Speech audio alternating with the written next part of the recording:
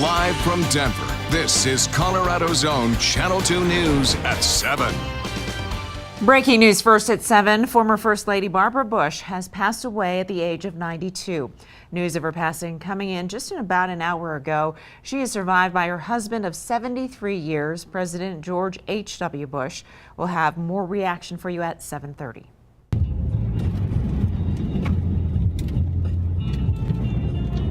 Now at 7, our high winds finally starting to calm down after a day of destruction around our state. This video showing just how treacherous the conditions were. This is in Lafayette. We thank you for joining us. I'm Mike Landis. And I'm Deborah Takahara. The strong winds also shutting down I-70 out east for parts of the day. And on I-25 near Dacono, check out this overturned semi-truck. The wind also whipping up dirt and debris out at DIA. This video shot on Pena Boulevard, and you can't see a thing. A driver in Arvada says the wind gusts were so strong there it cracked her car window. And Regis University closing their campus for the rest of the night tonight. While Mapleton Public Schools in Arvada have closed Global Campus and the Big Picture College and Career Academy tomorrow because of power outages. Meteorologist Matt Bacon's here now with how strong the winds were.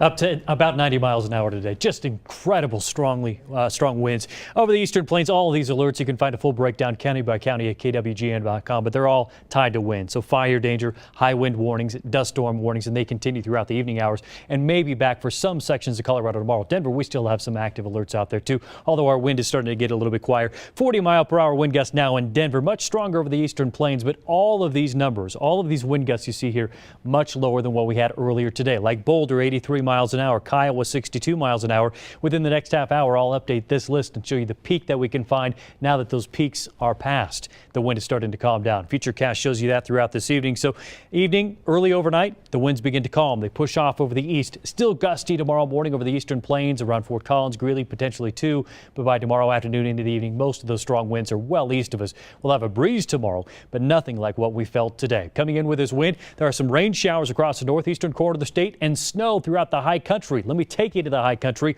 Look at this. This is Vail Pass right now.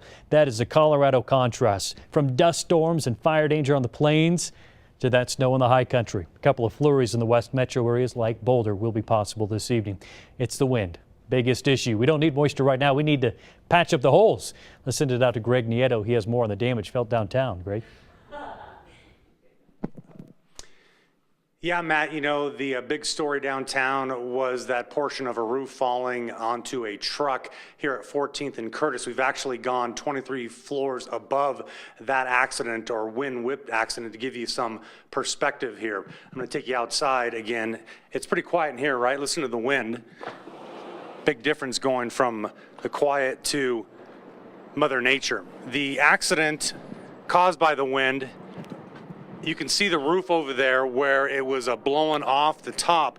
That technically is the L.A. Calkins Opera House, and a portion of that roof, green roofing, actually fell on top of that silver truck, which you can see literally at the corner of 14th and Champa. Now, thankfully, according to the folks who live here, they saw the individual who owns that truck was not inside at the time. Nobody was hurt. That's the best news of all. The aftermath, though, traffic being diverted around the area, at least when it comes to Champa. 14th, Denver police allowing traffic to get through there, which is definitely a good sign. But the wind itself, Matt, you kind of called it, starting to die down just a tad, but you can see the power truly of Mother Nature. We're live this evening, 23 floors above 14th in Champa. Greg Nieto, Colorado's own Channel 2. Quite a view up there. And the wind also helping fuel several fires around the state today, including a couple that are still active tonight. The one causing the most concern tonight, a grass fire along I-25 between Fountain and Pueblo in southern Colorado. 10 structures have been lost. A mandatory evacuation notice has been issued for dozens of residents. Now in Douglas County, parts of Highway 67 remain closed due to the Indian Creek fire, started by a power line knocked down by high winds. It has since been contained. And in Castle Rock, this is what remains of several homes after a house fire rapidly spreads. Authorities say 7 homes in all were damaged in some way. 2 houses are a complete loss. Channel 2's Shaul Turner has the developing story. The flames were like 40 feet tall. It was nerve-wracking. This is the last thing neighbors in this quiet Castle Rock neighborhood expected to see this morning. This home on Foxtail Drive, just east of Indian Summer Street, destroyed. Black pillar of smoke.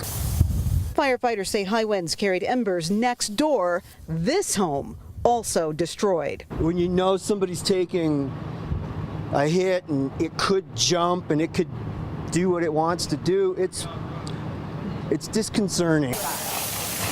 The embers didn't stop there, causing exterior damage to 3 other homes. Oh, this wind needs to knock it off. It's terrible. And firefighters agree. We were literally out of resources when this fire came in. South Metro arrived to help Castle Rock's crews just after 10 a.m. They were already battling a fire spreading near Toma Road and a gas leak at a nearby healthcare facility. The safest plan was to evacuate neighbors right away. 30 to 40 mile an hour sustained winds, and that fire was pushing through unchecked. So we wanted to get people out of the way. So as we come back, I can tell you no injuries are reported. 2 pets are reported missing. The fire chief says it's important to consider everything that's happened here when you think about the decisions that you make during this fire season. It's dry outside, the winds are high, embers can fly. The fire chief says limit barbecuing, things like that. So we'll continue to follow this story, bring you the very latest. Shawl Turner reporting in Castle Rock, Channel 2 News. Thank you, Shaw. New details about the fire at the Colorado Springs Airport. It shut down operations today. Airport officials saying the flights will resume, however, overnight starting at 3 a.m. That's 3:30 a.m. The 3-alarm fire broke out on the terminal roof last night. The terminal was safely evacuated. There were no injuries. We're not sure exactly what caused it down there. Major engine failure on board a Southwest Airlines flight ends with 1 person dead, several other people injured after a terrifying emergency landing in Philadelphia. And Channel 2's Jeremy Hubbard joins us now, showing us the extent of that damage to the plane. Jeremy? Yeah, Mike, I want you to take a look at these amazing pictures snapped by one of the passengers on board that flight. It was from New York to Dallas. You can see the remains of that engine that suffered what they call uncontained engine failure. It was destroyed. Passengers say the front of the engine disintegrated. That sprayed shrapnel that hit the cabin, and that's what broke this window. Taking a closer look at that window right here, the break caused the jet to depressurize. One passenger says an older woman sitting right next to that window was partially sucked out of it. Tonight, the NTSB says 1 person is dead, 7 others treated for injuries. All of a sudden, we just heard this loud bang. Horrifying moments this morning for the 143 passengers and 5 crew on board Southwest Flight 1380. Felt like one of the engines went out, the oxygen mask dropped. We dropped probably from 30,000 feet to 25,000 feet. And then the pilot just kind of regained control. In communication with the control tower, the pilot can be heard asking for emergency assistance. Is your airplane physically on fire? No, it's not on fire, but part of it's missing. They said there was a hole and someone went out. I'm sorry, you said there was a hole and somebody went out? Passengers say a piece of shrapnel from the engine came off and broke a window, sucking a passenger partially out of that window. The NTSB is now working to figure out what went wrong. It's our understanding that the recorders have been secured. We expect a preliminary readout of those recorders in the NTSB's lab in Washington this evening. Those on board remain grateful it didn't get worse. As soon as we landed, you know, we were thankful. The pilots did a great job. The crew did a great job. There is a briefing underway right now. We'll bring you any new details as we get them. Southwest Airlines putting out a statement saying they are devastated by the tragedy. The engine that blew was made by a company called CFM International. They have sent a team to the emergency landing site to help with the NTSB investigation. Jeremy Hubbard, Channel 2 News. Thank you, Jeremy. New developments tonight. Starbucks is closing its 8,000 company-owned stores in the U.S. for the afternoon of Tuesday, May 29th, to educate all employees on racial bias. It follows an uproar over the arrest of 2 black men who were waiting for a friend at a Philadelphia Starbucks last week. The store manager called the police, and the men were arrested for trespassing. The racial bias training will be given to about 175,000 workers. Uber suspending one of its drivers after a DU professor accuses the driver of trying to kidnap her on her way to DIA this morning. The professor's claims coming out in a series of tweets. Channel 2's Rob Lowe has this story new tonight. An Uber driver going to DIA truly took an unexpected turn when he got off Pena Boulevard at 56th Avenue. According to Nancy Leong's tweets, the driver suddenly said, "He was going to take me to a hotel." I started yelling, "Let me out of the effing car," and he wouldn't unlock the doors. Leong is a law professor at the University of Denver who said the driver only let her out after she pounded on the windows and got the attention of nearby construction workers. She tweeted, "Hey at Uber, I really need you to understand how terrifying this was. I was about 10 seconds from putting my foot through the back passenger window. I'm getting on a flight, but I expect a response ASAP." Uber says the driver passed a background check before he started driving more than a year ago. In a statement, Uber said, "What Nancy has described is awful and unacceptable. This driver has been blocked from the app, and we are investigating." Leong declined a request for an interview, but she made one thing perfectly clear in one of her tweets. "I think it probably goes without saying that I am uncomfortable with this person having my home address, which is where he picked me up. I'd like to know what you're going to do about this." So far, no word if Leong's been able to file a police report. According to her tweets, she was able to make her flight by using a female Uber driver. Our website, KWGN.com, provides a link to safety features that Uber offers those who are uncomfortable with sharing their exact home address as a pickup location. Just go to KWGN.com. Rob Lowe, Channel 2 News. Some of us got our taxes done, but if you're freaking out about getting your taxes done, you can breathe a little easier tonight. Yeah, coming up, why the IRS is granting everyone a little extension. Plus, if you do need more time, how you can get your deadline extended all the way till October. A consumer alert now for those of you procrastinators scrambling to get your taxes done tonight. The IRS has given you a one-day extension. Yeah, this after the agency's system for electronically filing returns failed for most of the day today. The Washington Post reporting the agency's outdated technology failed, and now the new deadline is tomorrow at midnight. So let's say you're not even close to getting your taxes done. You can file for a longer extension, but there's a catch you need to know about. Sometimes there aren't enough hours in the day to get things done, including your taxes. Good news, you can file for an extension. Just fill out this form, 4868, and you get 6 months extra time, making your new tax deadline October 15th. But that doesn't mean you're off the hook. While you can extend the time to file your taxes, the government does still expect you to make a payment of what your estimated tax liability would be. And if you don't make that payment, you can have a penalty and interest charges racking up for those 6 months. Meaning you may owe more money. To keep Uncle Sam happy, pay your taxes by tonight's midnight deadline. To find out how much, take a look at last year's return. The best thing to do is just to look at your gross income and your total deductible expenses, and as long as they're approximately the same, then you could calculate kind of a high level of how much of a difference between last year and this year your tax liability might be. Or use tax software and plug in your info. Just try not to underpay the IRS. Beyond a 10% grace, you're looking at penalties and interest if you have underestimated and underpaid that tax due.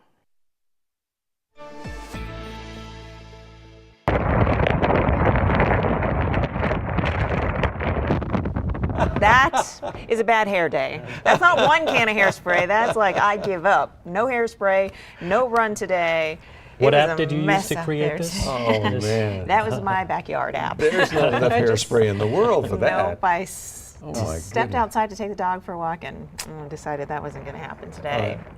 You know, check out these strong winds blowing a porta potty away in Berthoud's Gateway Park subdivision. Much worse than my video. Just hoping that doesn't tip over. Very popular video on our website today. People love that picture. Yes. Lots of puns can be made there. Yes, there we is. will Keep it refrain. clean. Keep it clean. This is a family show. Yeah, still some serious weather activity ongoing. We had talked about the alerts earlier. The wind does calm down tonight, but then a big system on the way for Friday and Saturday, and that means more conditions like this, what we're seeing in the high country today. Colorado State Patrol had tweeted out this picture from Rabbit Ears Pass. Those are the conditions they saw in Rabbit Ears earlier today. And as I showed you with the CDOT camera just moments ago, conditions like this still continue in the mountains tonight. Again, alerts for right now are mostly over the eastern plains for wind. Here's the wind forecast for Denver. Right now, strongest winds beginning to calm down. We'll still note the winds tomorrow, like you'll still think it's a little breezy at times, but the wind of today will be far cry from that for tomorrow. Thank goodness. Looking off to the west. Here's our back as a Shaker Sky Cam. Forgot which camera I picked. picked this one because of that snowfall in the high country. I'm hearing some reports that folks just down below the mountains, so like Boulder, close to Golden, in Evergreen, there are some isolated areas of snow flurries. It won't be very heavy. It's just coming through with the wind, kind of grabbing it from the high country. 45 degrees downtown, 47 at the airport. The airport still has very strong westerly wind, but it's a far cry from what it was, about a quarter of what it was in some cases earlier today across the area. Right now, we still have the rainfall. A very thin line of it over the northeastern plains. Some of that snowfall, which is trying to move off of the mountains into the metro, but in most cases it will not. 9 o'clock, temperature of 45. We'll have the cloud cover around Denver, and the winds even by 9 will be lighter than they are right now. 32 will be the ultimate low in Denver tonight. 29 for Loveland, 30 in Greeley, around freezing for Fort Collins and Wellington. Over the eastern plains, upper 20s, low 30s, and in the mountains, mostly teens. Breckenridge and Fairplay, as well as Leadville, the colder spots in the very low teens down close to 10 in some cases. There will be some snowfall continuing in the mountains for tonight, so when you travel along I-70 or those higher mountain passes will be bad throughout the night. They'll improve tomorrow. A little bit of rainfall over the eastern plains will scoot on out of here as we go throughout the night too. Then we'll have mostly clear skies tomorrow morning through the midday into the afternoon, and with lighter wind. Temperatures tomorrow not as warm as today, but will be more comfortable tomorrow just because all the ingredients are just going to be better for the outdoors. We'll stop at 60 degrees for Denver, 56 Castle Rock. Mostly those 50s from Castle Rock extend over the plains and also up to the north. Greeley, Loveland, Fort Collins, Wellington, all in the upper 50s. 30s and 40s for most of the mountains. Eagle and Edwards will hit the 50s. Nice day all the way around. Nicer than today. Some of you still want some snowfall, and stay with me because we do have some snow on the way. Thursday, 68. Clouds increase Thursday. Thursday is going to be a great afternoon and evening in most cases for those after-school sports. Then Friday night, Saturday morning, plan movies. Do not plan to travel anywhere. Just hunker down. A lot of rain and a lot of snow depending on your exact neighborhoods. Snow elevation is probably going to be higher than Denver, so the foothills to the west, foothills to the south. But Denver itself may have a lot of rain coming through Friday into Saturday, which is a blessing. We need that moisture, and it will spread across the state too. Saturday into Sunday, we transition. We're back to the 60s. Another system arrives Monday and Tuesday, but the one I am most concerned with impacting your plans will be Friday and Saturday. We'll take a look at the state as a whole and how this storm system impacts all of us in just a bit. Very active in the weather department these days. Hey, check these out. Animals feeling the high winds today. This is Ben, the Great Pyrenees, trying to stay on his feet in Weld County, sent to us by a viewer. And well, Ben may not have been having such a great time. Zoe is. Zoe belongs to one of our assignment editors, and look at that. She's having a great time out there collecting all the wind-scattered tree limbs and sticks. One positive note. I was about to say. It's a very windy day. Make a little extra money doing that. Yeah. Help out the neighborhood. Now we are back with business news, including Facebook involved in another lawsuit. That's coming up after the break.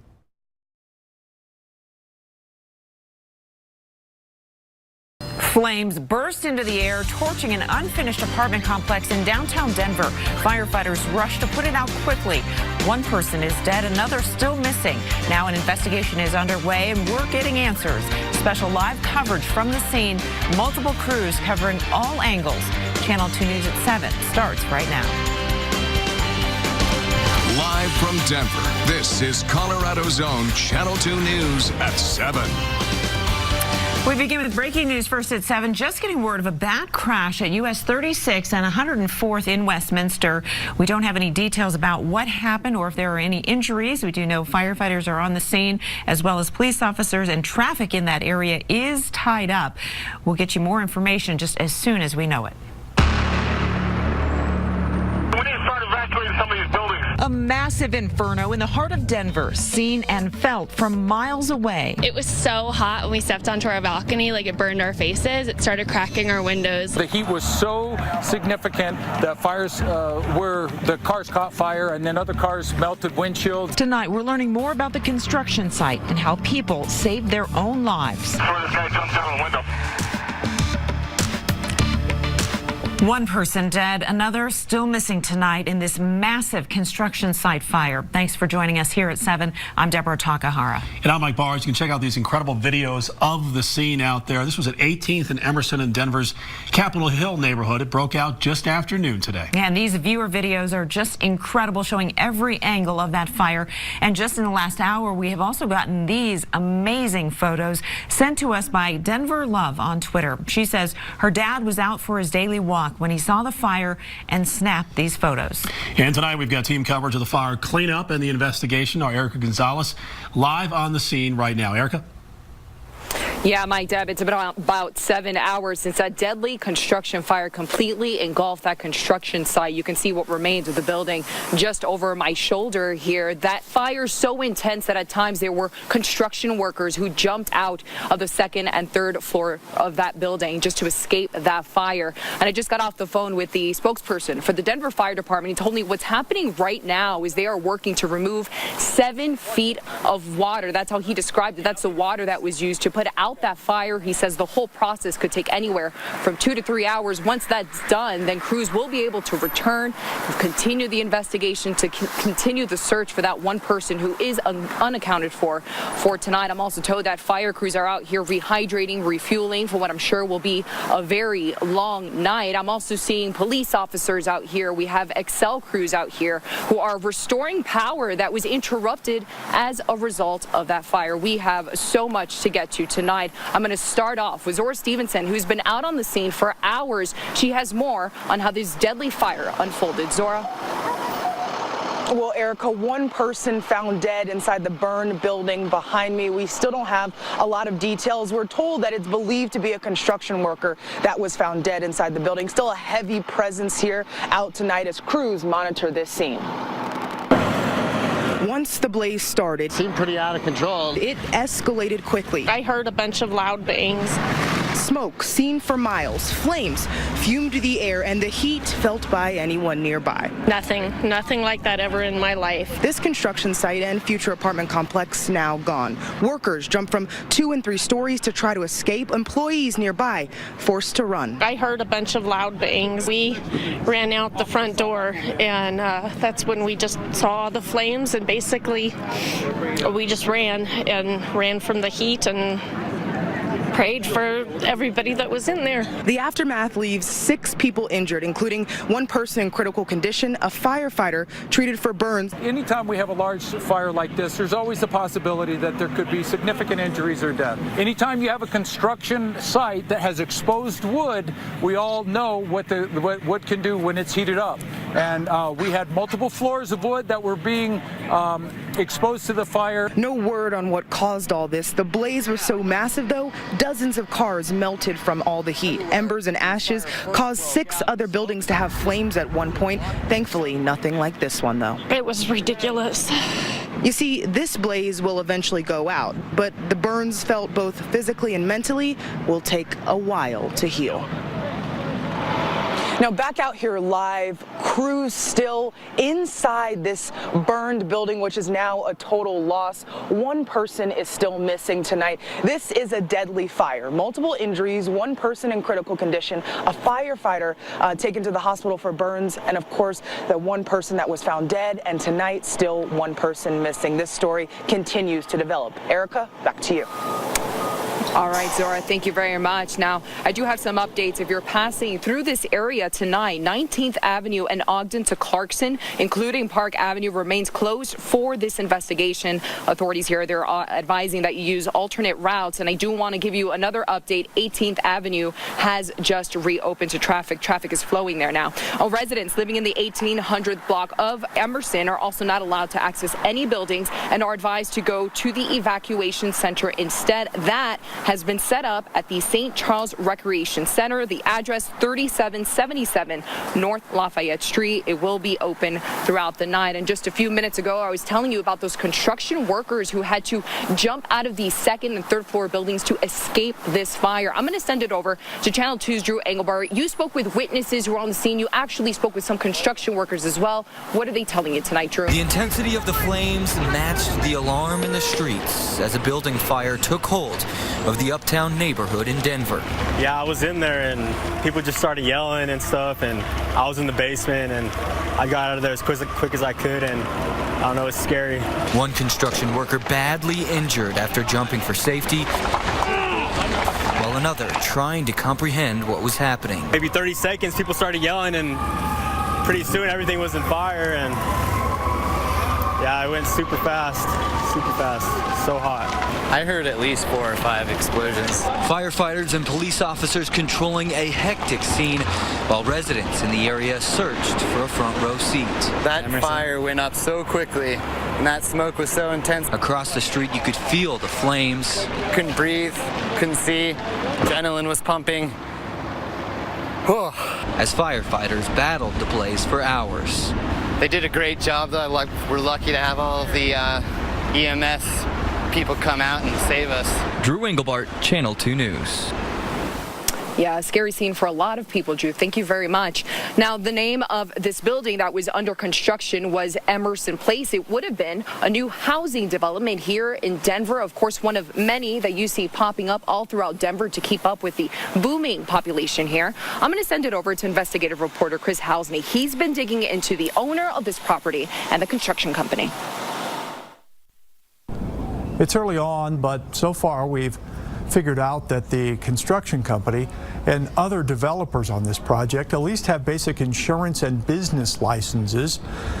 In fact, we've learned that the contractor received this permit to install sprinkler systems less than 2 months ago, but it's unclear whether or not they actually had put them in yet. This is what architects designed the 85-unit complex to look like before it burned to the ground. According to the Colorado Real Estate Journal, the units were only to be about 475 square feet and priced at $1,600 a month for rent. The target audience, according to the real estate developer Alante Properties, was going to be traveling nurses whom worked at hospitals nearby. We've also learned the construction crew on site at the time the fire broke out worked for a company called Vertex Builders. Secretary of State records show Vertex is in good standing, and we found dozens of permits correctly applied for and marked off as complete. Channel 2 is still trying to figure out from the city of Denver exactly how they checked those permits off, which need to occur with inspections along the way as the development proceeds. When we get more answers, we'll bring those to you. Chris Halsney, Channel 2. All right, Chris, thank you very much. I'm sure you will continue looking into those permits and how that process went through. Now I'm back here live at 18th and Emerson, where the cleanup continues right now. We just saw another fire crew arrive at the scene. The spokesperson for the Denver Fire Department did reiterate today throughout multiple press conferences he wants to know if anybody out there has information. And if you do, there's a phone number that they want you to call if you have any information about this deadly fire. That number, 720-337-2800. Again, 720-337-2800. I'll make sure that we have this number also posted on KWGN.com. We will have much more information coming up tonight at 7:30. But for now, live in Denver, Erica Gonzalez, back to you, Mike and Deb. All right, Erica, thank you. And it wasn't just the building under construction that was destroyed. Look at these incredible pictures shared on social media by Denver police. Dozens of charred cars in that area. Numerous vehicles either completely burned out or with parts melted off by the intense heat. Denver Fire tells us more than 30 cars parked in the area were damaged in some way. We're told the cars in this lot belong to the Denver Parks and Recreation employees. And the smoke from this fire was visible for miles around the metro area. And we got a lot of viewer photos from all over showing us what the blaze looked like from your neighborhoods. Like this one from Sloan's Lake. You see here just the smoke rising into the air from the park. Brian Coleman sending us this photo from the top of Willow Springs all the way in Morrison. You could see the fire up there. Well, Hunter Nelson sent us this amazing picture from Highlands Ranch and some incredible up-close shots of the fire from Alex and Roy Santoya from their patient room at St. Joseph's Hospital. If you have pictures or video of the fire, send it to us at tips@kwgn.com. And to give you another perspective here, the National Weather Service in Boulder is sharing this radar image that picked up the smoke particulates in the air during that fire. And another satellite loop from the NWS Boulder showing the heat signature that was detected from space. You can see the dark spot shown up in Denver as that fire burns. And meteorologist Matt Macon's here now. And what does this mean as far as air quality is concerned? I checked all the sensors. There was no dramatic increase in particulates or the dusty pieces or the actual breathing in of the air quality. But it was kind of remarkable to take a look at the radar picture. Let's reorient ourselves. Just to the northeast side of downtown Denver was where the fire was. And you could watch the radar picture in even on your apps, you could have noticed. Pinpoint Weather app would have shown it to you. Big smoke plume gets going. It gets pushed down to the south and east. Radar can see anything in the sky, whether it be birds or insects or smoke in this case. The wind since that time has kept all of that particulate matter going off to the south and east. But again, it dispersed very quickly, so air quality is doing okay. Temperatures actually helped today by being warmer. It actually allowed the air to rise up above the skyscrapers of downtown, and it pushed that smoke plume into the middle atmosphere.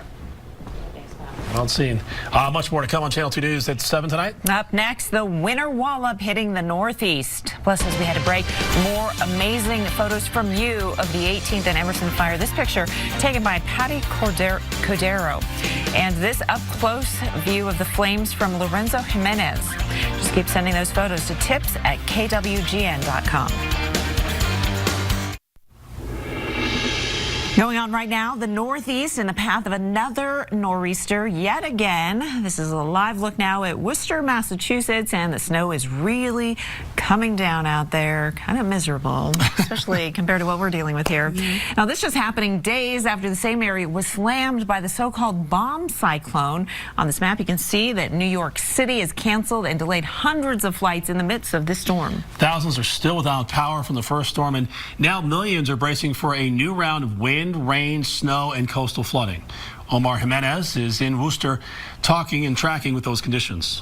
Tens of millions of people are either under a winter storm watch or warning tonight as nor'easter round 2 slams the region. Here in Worcester, Massachusetts, west of Boston, crews are hard at work tonight plowing roadways and walkways as more than a foot of snow is expected, and it is something that we are seeing throughout the Northeast. Flooding in Maryland, thunder snow in New Jersey, and uncertainty in Massachusetts. The hardest question to answer is where the snow and rain line is and when. The second massive storm to hit the Northeast in the span of a week is closing schools, canceling flights, and making trouble yet again for over 50 million people. We are announcing a state of emergency. New Jersey Governor Phil Murphy warning residents to be cautious as parts of the state expect up to a foot of snow. Prudency, responsibility, smart common sense is the words of the day. Parts of Pennsylvania, New York, and Connecticut also under a state of emergency, expecting heavy, wet snow, high winds, and with the weather, new power outages. We have 1,700 workers out there. That is a very large deployment. Tens of thousands of people from Virginia to Maine are still without power. The challenging weather expected to impact recovery. Many trees are in a weakened condition as a result of the damage that they suffered on Friday, and so we'll have both slower response to the remaining outages and in all likelihood some new outages. And making matters worse, in coastal Massachusetts, new concerns of flooding after several seawalls sustained significant damage during Friday's storm. We've witnessed large portions of our seawall fall into the Atlantic Ocean. Communities up and down the East Coast bracing now for another blast of wicked weather, waiting for spring to arrive. The National Weather Service saying one of the biggest threats moving forward is going to be fallen tree limbs, trees, and power lines, as well as crews continue to try and clear the roadways of many of those hazards. This comes as much of this community and many throughout the Northeast try to dig out for a second time in a matter of just 1 week, hopefully this time being the last. For Channel 2 News in Worcester, Massachusetts, I'm Omar Jimenez.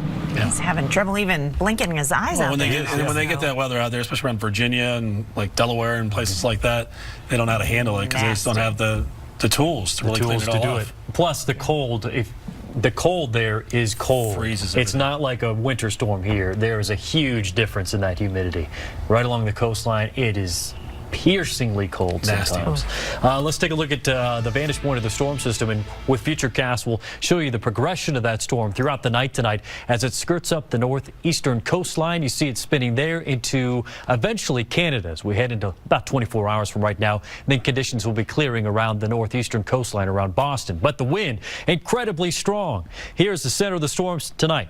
Boston expecting wind speeds of 50 to 60 miles per hour throughout the evening and early tomorrow morning. Then the center of that storm clears on off, and behind it more wind on the way, but from a different direction. It's that northeasterly direction of the wind speed that gives it the name, a nor'easter.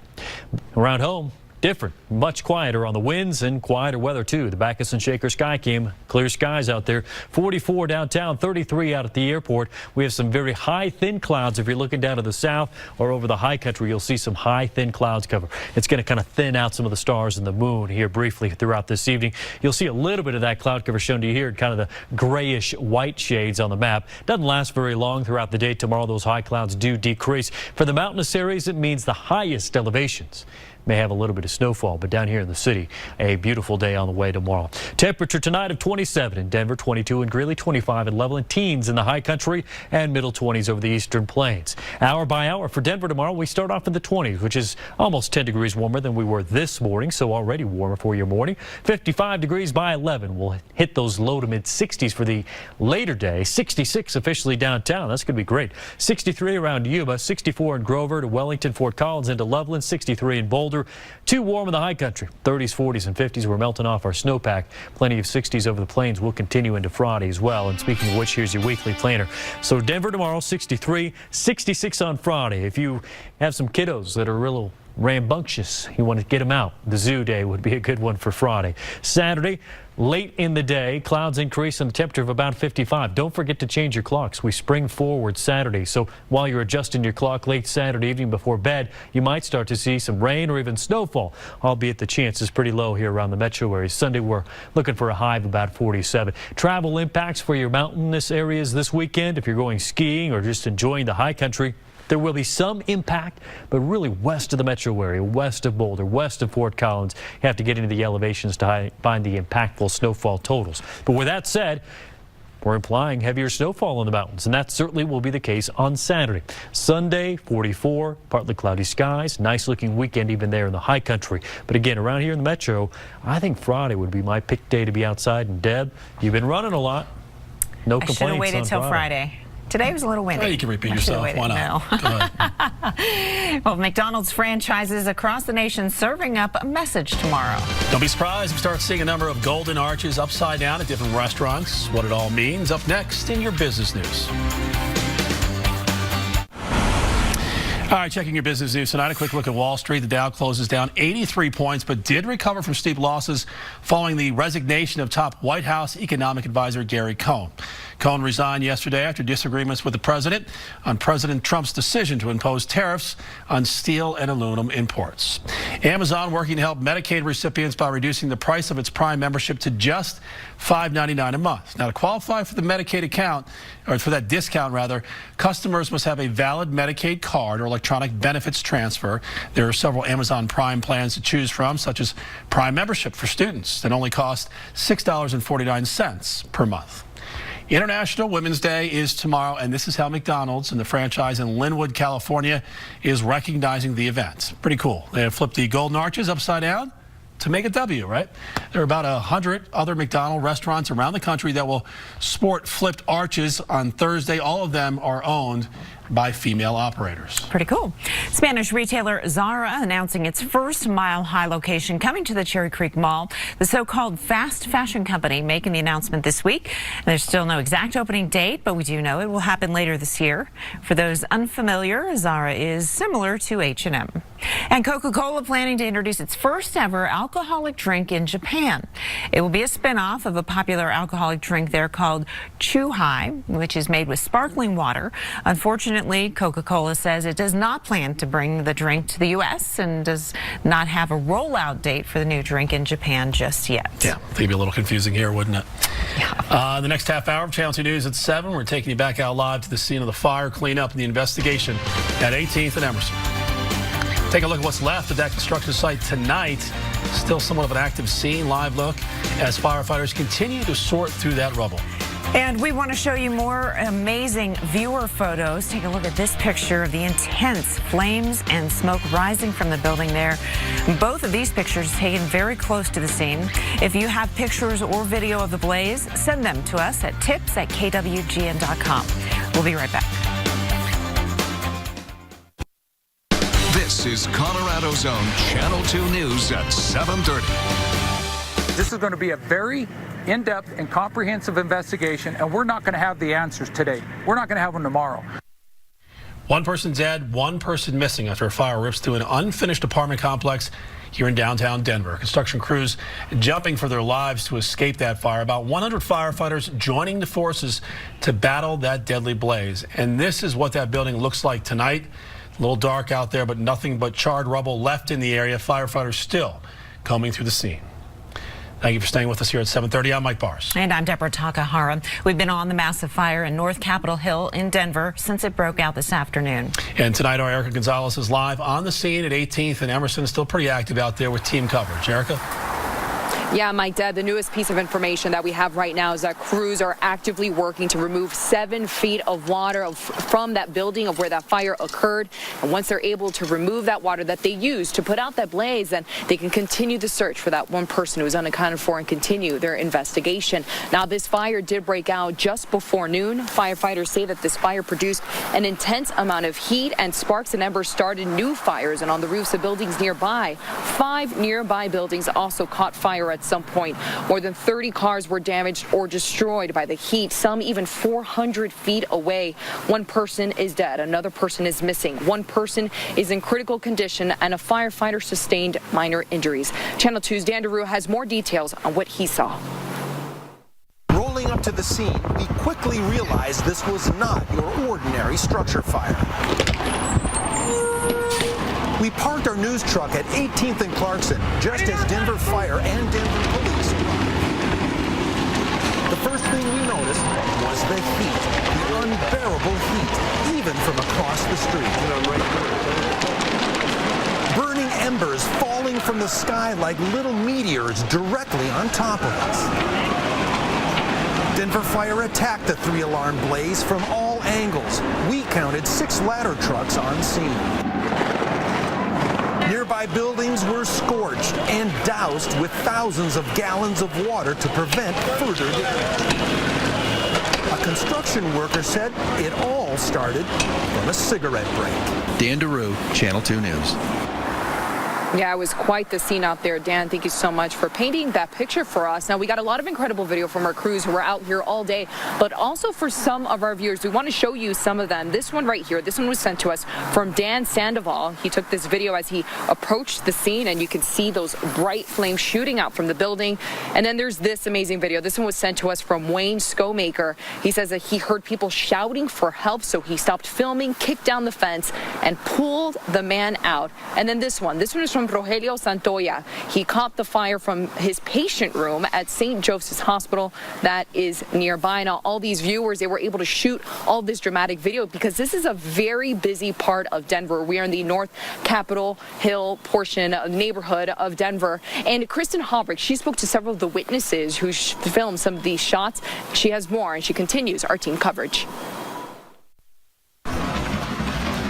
Oh my God. Orange flames ripped through this building. It was a huge smoke ball and then eventually fire. Black smoke billows up. I was petrified. Kaylee Dobkins captured this cell phone video from her balcony. Seconds later, her windows shattered. It was just growing at like a crazy rate. Others in the area lost power and ran outside, hearing what sounded like an explosion. Just boom, boom. As soon as you walked outside, you could feel the heat. It was crazy. Dobkins grabbed what she could and rushed out of her apartment, fearing the fire from the building under construction could spread. Electrical wires were snapping and going down. She dodged embers as fire crews raced in. The firefighters are just seeing the degree of that fire. It's just wild, and I couldn't be more thankful to have such a great community. Kristen Hobrick, Channel 2 News. Yeah, Kristen, thank you very much. Now, one of the very first witnesses to this scene was our very own Glenn Clark. He was just a few blocks away from when that fire first started. I want you to look at this video that he shot. This was intense flames that he's showing. He captured all of this from his cell phone. He says the flames were so intense, the heat could be felt through the glass of the building. I'm 25 stories in the air, approximately 5 blocks to the west of this fire, and you could feel the heat coming through the door. It was noticeable. Yeah, very intense there. Now, a lot of the residents who live just around this area, they were forced to evacuate. Many of them were at work at the time as well. They couldn't come back to remove their pets. And we did speak with one woman who we spoke with her just as a firefighter gave her back her cat that they rescued from her home. Take a listen. What did the firefighters went in and saved her cat? Yeah, they did. I'm so grateful because apparently in my apartment the windows melted and stuff. So, and our roof caught fire and I'm on the top apartment. So, just extremely thankful that she was safe. Yeah, and thank goodness for her. That's the kind of happy ending that we want to see in that case. Now, just as a reminder, Denver Fire Department, they are asking anybody who might have witnessed anything that started this fire, if they were in this area at the time of the fire, they want to hear from you. They are looking for tips. Now, the number to call is 720-337-2800, 720-337-2800. They say that somebody from Denver Fire will call you back if you leave a message. For now, live at the scene here in Denver, Erica Gonzalez, back to you, Mike and Deb. All right, Erica, when was the last time we saw an apartment fire like this in the metro? Well, it was Glendale back in December of 2013. You may remember this video from this apartment complex under construction. It broke out on December 14th, and despite the chilly night, the heat from the fire woke up people in nearby apartments. It did take about 40 minutes to put the fire out, and the flames could be seen for miles around. It caused an estimated $12 million in damage, and like today's fire, cars nearby melted. And we have been covering the scene since the fire first broke out this afternoon. You can count on Channel 2 for all your updates on KWGN.com, our Facebook page, and Twitter. To other news right now, new developments in a connection with a bar fight that endangered a 4-year-old in Jeffco. A second person is now under arrest. Devin Lee Premer appeared in court earlier today. A judge set his bond at $15,000. Joel Wilson also is facing charges for first-degree assault. The sheriff's office released this video on Monday showing the bar fight at Crossroads Pizza and Wings in Pine Junction in January. The father of the toddler was holding her in his arms when the fight started. His daughter, though, thankfully was not hurt. Meanwhile, a Broomfield judge ruling this man, Emmanuel Dahl, is not competent to stand trial for the murder of his 4-year-old nephew. Dahl is accused of using an axe to kill the boy back in April. He will now be committed to the Colorado Mental Health Institute in Pueblo and is due back in court on March 19th for a status review. Just days after the Colorado Fraternal Order of Police called for Denver Mayor Michael Hancock to step down, the Denver Police Protective Association has invited Hancock to speak to its members. Channel 2 has obtained a copy of the letter the PPA sent to the mayor in which they write, quote, "We offer and appreciate an opportunity to have an open and transparent dialogue." Meantime, another group of critics took to City Hall calling for the City Council to authorize an independent investigation into the mayor. Investigative reporter Rob Lowe has the story new tonight. Chanting "Time's Up," more than 60 people stood on the steps at City Hall with a direct message to the mayor. Calling for an independent investigation of Mayor Hancock for sexual harassment and his resignation. Led by Lisa Calderon with the Colorado Latino Forum, critics of the mayor says his apology for inappropriate text 6 years ago to a Denver detective is not enough. If that were the case for 11,000 city employees, men would be free to sexually harass women so long as they apologize afterwards. Now the mayor's critics have created a Facebook page titled "Time's Up, Hancock," where they intend to circulate an online petition demanding the mayor's resignation. If we do not keep up the pressure, shame on us. The mayor's office says this rally is filled with well-known critics of the Hancock administration who are trying to score political points while he is trying to make amends. He has taken full responsibility for his actions back in 2012 and for the pain that he's caused the detective. If a sheriff deputy gets 30 days for sexual harassment and all the mayor has to do is apologize, is that a double standard? The mayor is not escaping consequences in this matter. I guarantee you that his personnel file is completely public. Folks at today's rally say they want the city council to open an independent investigation, but council president Albert Brooks says the council doesn't have the authority to do so. However, Councilman Kevin Flynn says it does. He just says there aren't the required 7 votes to open an investigation. Rob Lowe, Channel 2 News. Rob, thank you. The race replaced Governor John Hickenlooper at the end of his term, and tonight we've learned Democratic voters have selected former state treasurer Kerry Kennedy as their top choice for governor. Kennedy received 50% of the votes cast at last night's caucus. Representative Jared Polis followed with 33%. To qualify for the June primary, candidates need at least 30% of the delegate votes at April's state assemblies or must petition their way onto the ballot. It is a brand new TV show about appreciating life, starting tonight right here on Channel 2. And after the break, Chris Parente tells us more about the show Life Sentence and sits down with the cast for a Colorado exclusive. Meteorologist Matt Macon's here. The warm-up continues. All of us in Colorado warmer now than we were this time last night. The warm-up continues statewide. I'll show you the warmest areas right after this. New to Colorado, we're sharing local bits of info and trivia. Colorado has 4 national parks. Tonight we're focused on Mesa Verde National Park in southwest Colorado. President Teddy Roosevelt created the national park in 1906, the first national park dedicated to preserving the works of man. The park protects nearly 5,000 known archaeological sites, including 600 cliff dwellings of the Pueblo people, who called the area home for more than 700 years, from 600 to 1300 AD. Last year, the park ranked 6th for the most popular national park in the country, the only park in the state to make TripAdvisor's top 10 list. We'll be right back.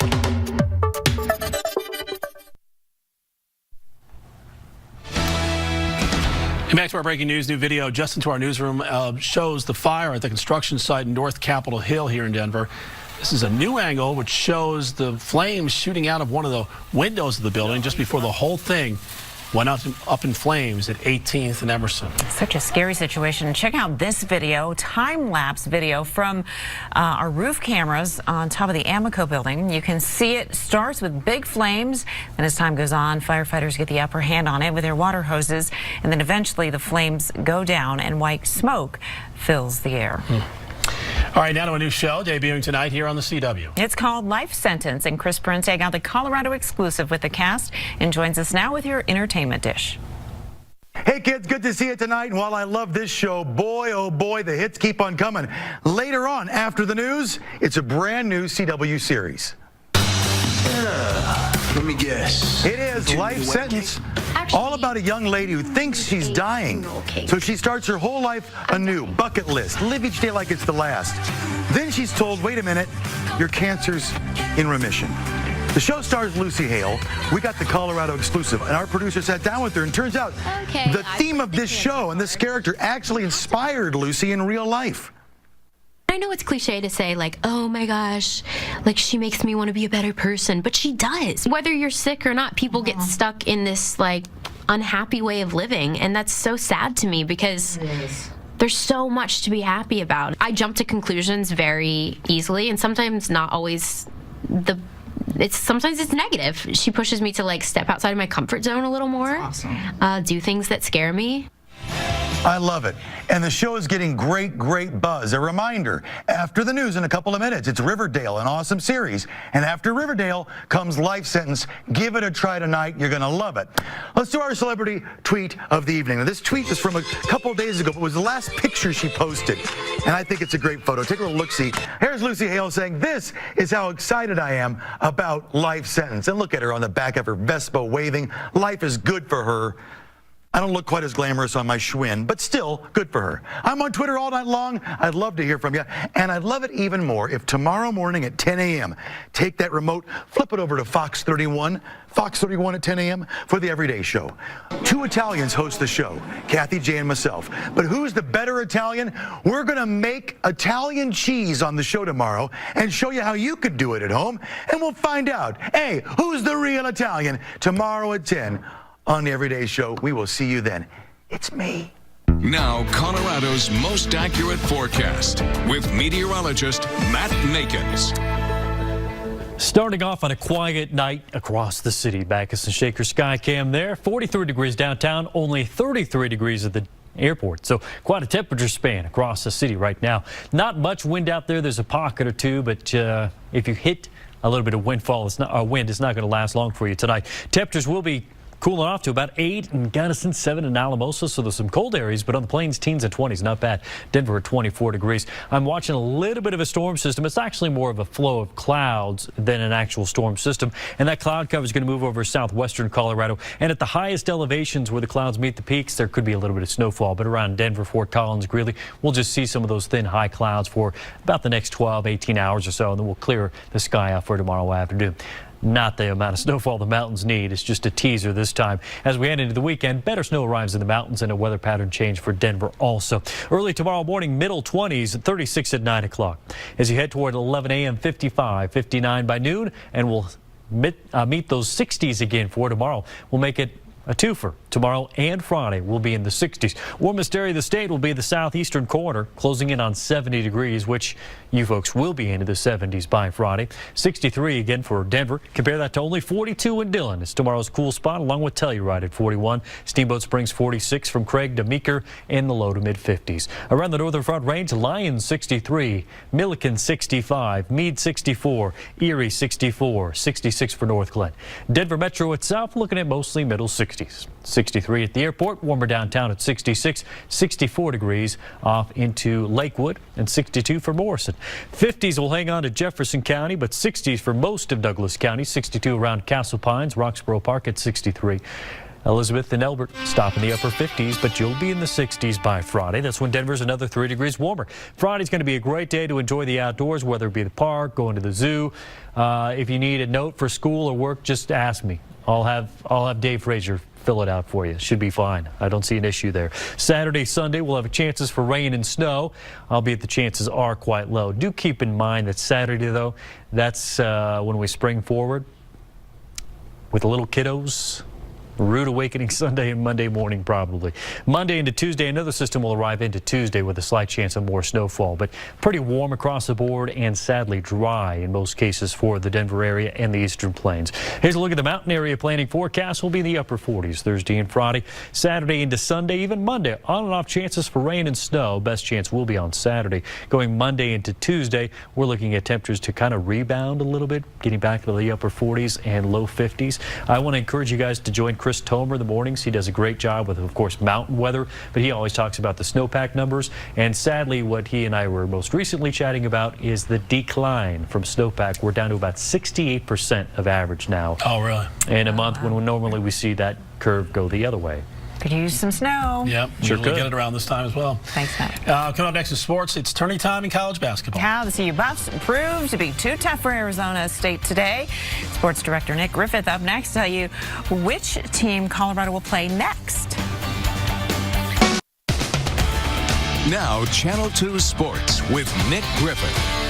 All right, win in advance or pack up and head home for the season. That's the scenario today for both the CU and CSU men's basketball teams. First round of conference tourney play opening up in both the Pac-12 as well as the Mountain West Conference. First up, Pac-12 action. CU an 8 seed up against 9 seed Arizona State. Buffs strong in the paint today. George King, 2 of his 12 points. CU up 7 at that point. Let's go under 2 minutes to play. Colorado up 11.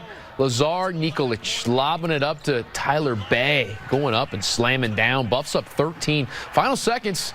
CU's in control here. They're up 9. Just going to dribble out the clock. Win this thing, right? Wrong. McKinley Wright lobs it up to Bay for the slam. Arizona State doesn't like it, nor should they. Trey Holder comes in and hits Bay. He'll be ejected, hit with a flagrant 2 foul. Tab Boyle runs out onto the floor. Colorado still hangs on a course to get the win, 97-85, despite the skirmish there. Buffs advance on to play Arizona tomorrow at 1 o'clock. Now to the Mountain West Conference Tournament, a wacky season for CSU, and now today in danger of having that season coming to an end. An underdog up against Utah State opening round. Rammies make things competitive. Deion James, hoop, and the harm. This game was tied up with about 10 minutes to play. I kept it competitive, as I said, but Utah State just proved too much down the stretch, especially from the perimeter. Aggies over the Rams. Final score 76-65. CSU finishes the season 11-21 overall. Well, the only good thing for the Nuggets playing the second end of a back-to-back game tonight with a little more than 24 hours of rest is that they get a chance to come back and hopefully redeem themselves from last night's lackluster loss at Dallas. Nuggets back home tonight, hosting Cleveland. Tip-off set for 8:30. Finally, here back to football. It's the Broncos Brain Trust up in Boulder today. Must be a big deal, and it was. John Elway, Gary Kubiak, Matt Russell, all in hand looking on. CU having an NFL-hosted pro day. Isaiah Oliver, Philip Lindsay, a handful of other draft hopefuls, all trying to impress the coaches and scouts enough to hear their name called in the NFL draft, which, by the way, guys, is coming up 7 weeks away down in Dallas. We'll see CU. CSU's got a couple players as well, Michael Gallup, so we'll see if some local guys can hear their names drafted. He looks pretty fast. Yeah, he is fast.